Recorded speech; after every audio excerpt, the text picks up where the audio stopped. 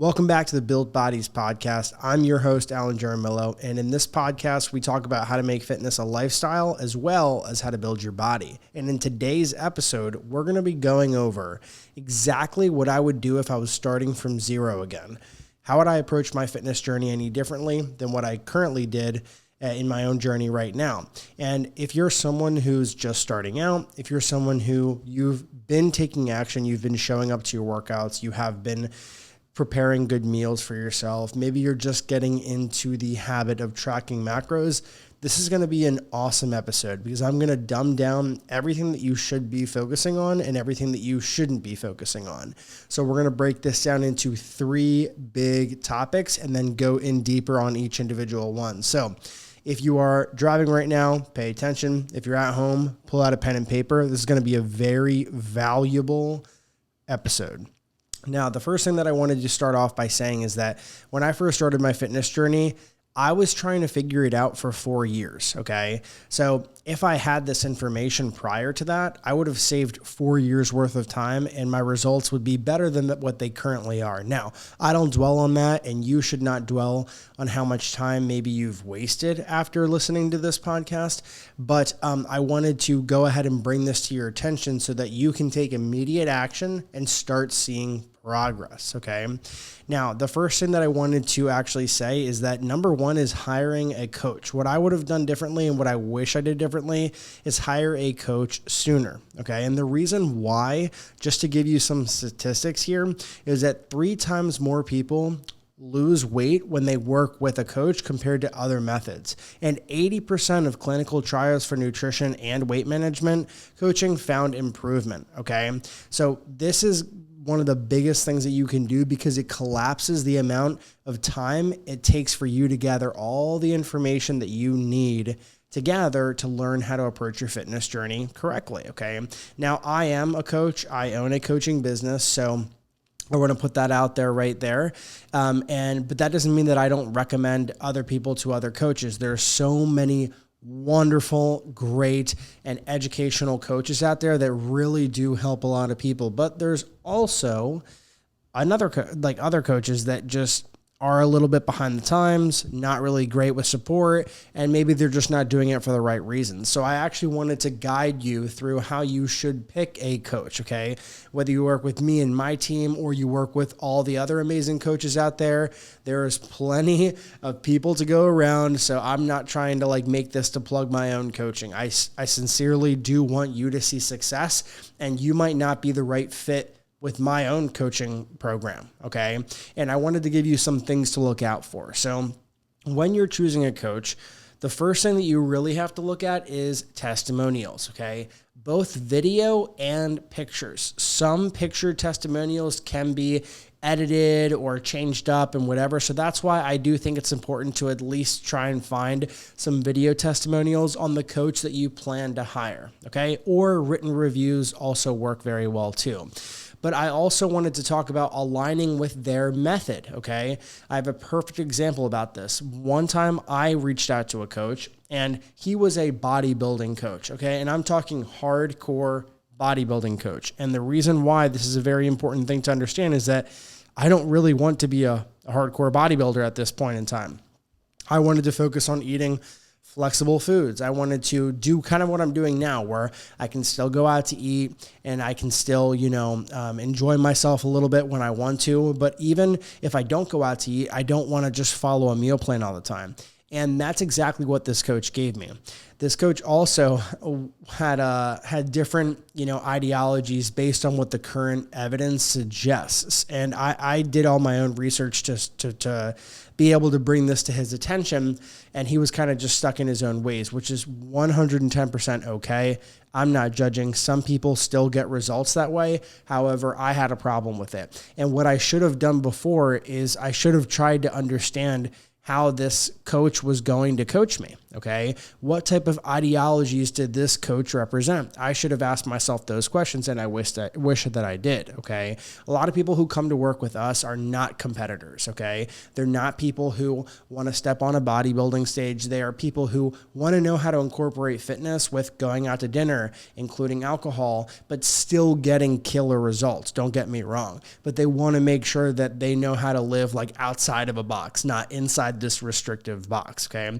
One other thing that you should also look for is you should have the ability to speak with them specifically or someone on their team. Okay. And the reason why I think that this is very crucial is because a lot of people hide behind the direct messages. A lot of people hide behind text messages, and they don't care to have an actual phone-to-phone conversation or Zoom call. And I think that this is very important, especially when I was hiring a coach for my Ironman that I want to compete in. I actually wanted to speak with someone on the phone, and I was instantly directed to someone who was actually going to be coaching me. And me and him spoke for 30 to 40 minutes. I asked all the questions that I needed to have, or they needed to ask him. I asked him things about the equipment, what the cost is going to be, and he gave me his expertise. And that's why I decided to go with that company versus any other company out there. Okay. And I also think it's very important that they have a proven method. Okay. A lot of coaches approach fitness in many different ways because it is true. You know, there's multiple ways to skin a cat when it comes to fitness. Some people do keto, some people do carb cycling, some people have other different methods. And I would look for someone who just has a repeatable process that you can kind of just fall into, but they should also be able to be flexible in rare cases, just like trainers are trained to do. Okay. And preferably they're a specialist instead of a jack of all trades. I personally think it's a little bit of a red flag when, you know, people are like, I help build muscle, but I also help people train for Ironmans, but I also help people do marathons, and I can also do this and I can also do that. Now, if their background supports all that, that's totally fine. But I think that you're going to have a much better time and relate to everything that they're doing when your goal really is supported by everything that they stand for. That's just my personal opinion there. Okay. And then in terms of, this is more of a techie thing.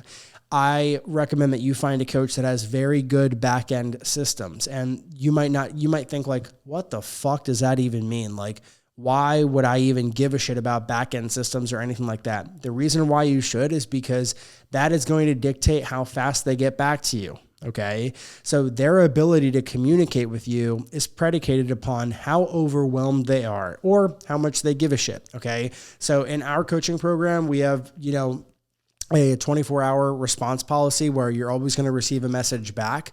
And then we also have weekly check-ins, okay? You're not allowed to skip those. Those are mandatory. And we make sure that people always receive their forms in time to fill them out. And then they have over 1 day to complete them, like a day and a half to complete them. And that's how much time we give our clients. But personally, some other coaches, sometimes they communicate only via email, okay? So that means that they might only check your message 3 times a week or something like that. And some people like that, some people don't. Okay. Preferably for me, I would like to have direct communication with my coach, like some type of messenger via it's an app or text message or something like that. I've had both and I totally prefer both versus email. Okay. And then other times coaches have very long drawn out check-in processes that can deter you from just filling it out each week. Right. And everyone has their own methods, right? Which is 100% respected on my behalf. Like everyone has their own way of doing things. However, I just think that you should be aligned with the method and coach that you choose. So all of this comes down to asking the right fucking questions when you interview with a coach, okay? But why is having a coach the most important thing, like I mentioned before? Because it's the fastest way for you to shortcut the information you don't know now and need to know in order to transform your body. And that's one of the biggest things. Number 2 is going to be training. Okay. I'm going to cover 6 principles that you should have checked off your list when it comes to your training programs that I wish I personally knew. So right after hiring a coach, I would hire a coach that teaches me all this, but if the coach didn't teach me all this, I would also make sure that my training was followed by these very principles, okay? The first thing that we want to look at is the weight that you are using, okay? Any type of workouts that you do, the weight should be heavy enough to reach close to a failure point, okay? There's different rep ranges that are going to be, that you're going to be able to hit based on weights that you choose. And you have lower rep ranges, you have in the rep ranges in the 1 to 6 range, you have 6 to 12, you have 12 to 15, even up to 20. They're all great for building muscle. However, some on the lower end are more catered towards strength. So you have to pick the ones if you're focused on body composition and changing your muscle to fat ratio, you're going to want to work in that middle rep range, like 6 all the way up to 20 reps. Okay. And that's not to say that there's not, some time for you to go and do heavy lifting. That's fine. But most of your training should be done in those higher rep ranges. Okay. The next thing that we want to look at is how many sets a week are you doing? Okay. Usually it's 10 to 20 sets. And I know that that's a big range to follow. However, you want to start on the lower end of that if you're just starting out. And that's 10 to 20 sets a week per body part, okay, that you really want to grow. So your quads, 10 to 20 sets a week, okay? And by the way, you can work your quads in movements that work both your quads and your glutes, and vice versa with other muscle groups as well. But that's very important to note, okay? And number 3 is frequency. Now, frequency basically refers to how many times a week you're working a muscle group. And the reason why this is very important to note is that when you are trying to split up your 10 to 20 sets per week that you're doing, you're not going to necessarily be able to do 20 sets in one workout for a muscle group, okay? And that probably wouldn't even be the best thing to do. However, what you can do is you can split that up into 2 workouts and split that volume up. So that way you're able to do a little bit, recover from it, and then do another little bit. And that gives you more volume per week, but it doesn't necessarily affect your recovery. So most of my clients work their muscles about 2 to 3 times a week. That's a good sweet spot for us. And I rarely have people do one muscle group per week unless it's a very dominant body part that they absolutely don't want to grow, but just maintain.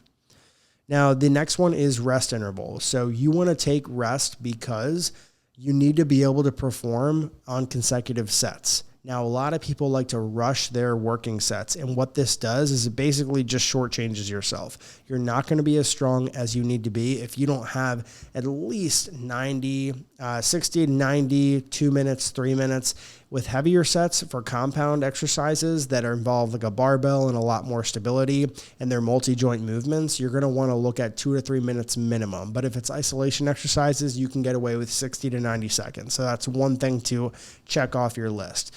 Now, number 5 is going to be exercise selection. And the reason why this is very important is because you need to pick exercises that work well for your body and you can perform efficiently. And here's one thing that a lot of people don't really think about. Your height plays a huge role in what exercises you should pick, honestly, to reduce fatigue, for one, and to reduce the chances of injury. Now, does this mean that a tall person can't deadlift conventional? No, that's not what this means at all, okay? I'm saying this because I see a lot of clients try and fit like a square peg in a round hole, and they always get injured as time goes on, okay? Not my clients personally, but I've seen people do this for years and years and years, and I used to do the same exact thing. I used to go ahead and bench every single week, and the benching would really just kill my shoulders. So much so, and I wouldn't give it up. I was so stubborn because I just think everyone benches. I want to have a good bench. I want to have a big bench. And my bench was, at one point, my max was 425 pounds, which is, pretty heavy. And I would remember, I would go to the chiropractor, I would go to the PT every single week in order for them to work on my shoulder, just so I can hit my bench set at the gym. And I did the same thing with my lower back and squats and deadlifts too. But here's the thing. I did not feel good, okay? I didn't feel good. I was always in pain. Does that mean that the bench press doesn't work for other people? No, it doesn't. But the way that I was doing it, the way that my body's made, it didn't like the bench press, okay? When I switched over to dumbbells and I had just free range of motion and my hands weren't stuck together, my results skyrocketed in terms of muscle growth, but I haven't had, knock on wood, an injury like that in years. Okay. It gotten so bad that my arms would go numb throughout the day. And especially when I was barbell squatting. So I stopped doing movements that didn't feel good to me. And that's one thing that I would definitely recommend doing and not, skipping over. But the last point here is set end point. Okay. So your proximity to failure really does dictate your ability to see great results. And the reason why this is very important is because you can't go into the gym and do 3 sets of 12 on any given exercises and then get to 12 reps and still be able to do 25 to 30. The weight's too light. So you need to pick a weight that is challenging enough to get you to that almost failure point. Now, you're not trying to fail every single set. This is super important. Okay.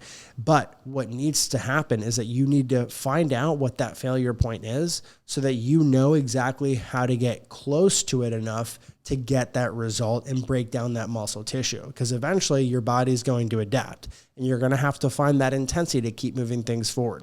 Now that we've just talked about training, we're going to talk about number 3, which is nutrition. Okay. And I've broken down this nutrition, full credit to Eric Helms and the muscle and strength pyramids. He also has a nutrition pyramid. So he actually went ahead and created these awesome resources for trainers and anyone who wants to learn more about training and nutrition.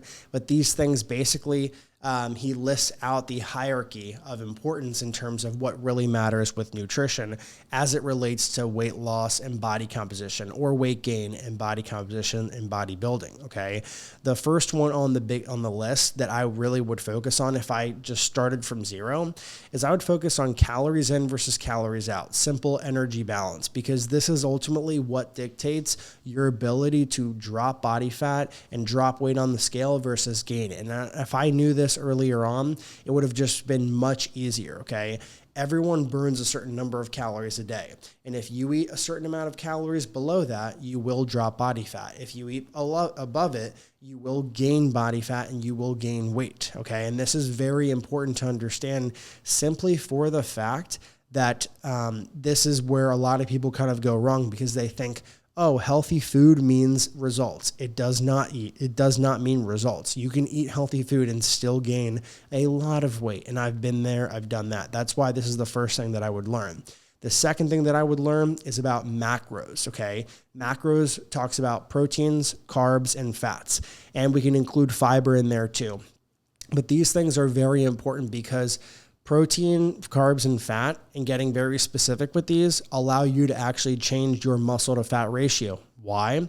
Because you need a certain number of protein to be able to rebuild the muscle that you break down in the gym. You need a certain number of carbohydrates in order to keep your body energized throughout the day. You also need a bare minimum of fats. Usually 20 to 30% of your calories should be coming from fats. The reason why is because it's very important for your hair, skin, and nails, other bodily functions, and hormones. That's why you can't skip over these, because they're not only very important for your internal body, but we also need them to survive. And understanding macros allows you to have a lot more flexibility. So that'd be the second thing that I learned when it comes to nutrition.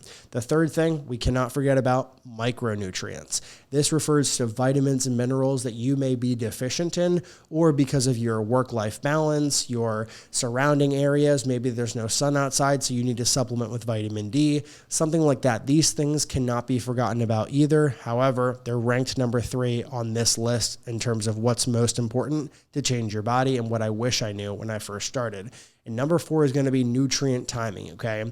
It is important, although it's not the most important thing on this list, but we do need to eventually start worrying about pre- and post-workout nutrition, okay? Having something to eat 2 hours, 90 minutes before training is going to allow us to have very good energy. Now, if you're someone who trains fasted in the morning, you can just backload your calories to the end of the day. So that way you still have food in you from the night before. Okay. And that's one way that you can do that. But there is also other things about, the recovery window and all of that. It's more important to focus on the total calories and macros. However, there is still a time and place for a post-workout meal and so on and so forth. Okay. Now, the 5th one is going to be supplements. Okay. Supplements are the icing on the cake. So when you're looking at what you should rank in order of importance. A lot of people, their first action is to go to the supplement store, when in reality, they have no business going to the supplement store when they don't have a training routine, they don't have a nutrition routine, they don't have anything that they're following. They're just banking on these supplements doing the work. And I will be totally honest with you, I've wasted a lot of money myself so that you don't have to. It doesn't work like that, okay? These things are the icing on the cake, so to speak, and they're also things that, again, help with deficiencies that you're currently dealing with, okay? For me, I put a lot of stress on my body, so I take a cortisol supplement at night, and I also take a sleep supplement at night. These things are just supplemental to my normal routine. If I go ahead and I have a hot room, okay, I don't have blackout curtains, and I, watch TV all night, I can take all the sleep supplements that I want. I'm still not going to get tired and have very good restful sleep. Okay. These are things that they have to be complementary to what you're currently doing and the habits that you have. And that's why they're very important. However, if you're not doing the things that you need to do to make them work, they're just going to be a huge waste of money. Okay. Now, this is going to conclude this episode. There was a lot of information in this episode, and these are the 3 things that I would focus on doing if I were to start from zero again. Now, number 1, just to recap, is hiring a coach to collapse that amount of information into a very short window where you just get specific directions, okay? Number 2 is to understand the 6 most important training principles. And then nutrition is understanding the 5 top different things that you should be focusing on. And I rank them in order of importance so that you know exactly which one is the most important to take action on right away. Now, if you're looking at this video, or you're listening to this on Spotify and you're thinking this is very overwhelming, this is exactly why I wish I had a coach. And I'm not even just saying that. If you have a coach to break down the time that it takes for you to get to a goal, and I've had so many coaches, okay? I've had coaches in pertaining to fitness, my own fitness journey. I've had a bodybuilding coach as well. I've had an Ironman coach. I've had different coaches for my business as well. And the fact of the matter is that if you want it to take longer and you want to do all of the research yourself and make sure that your plan checks off all these boxes and yada, yada, yada, and all of that stuff, and you want to educate yourself, you can, but it will take you years and years and years and years to get it right. And then even so, you still have to deal with everything else in your personal life. So if you are looking for coaching, you can feel free to click the link below to apply for the coaching program, or you can actually, go on Instagram and find a very good, reputable coaching team that will take you and just make sure that you listen to everything that I said about finding a coach, okay? Speaking with them, understanding their process, understanding their methods, as well as looking at their testimonials. It's all very important information that you should take into consideration when hiring a coach. So I will talk to you on the next episode. Thank you so much for watching, and peace.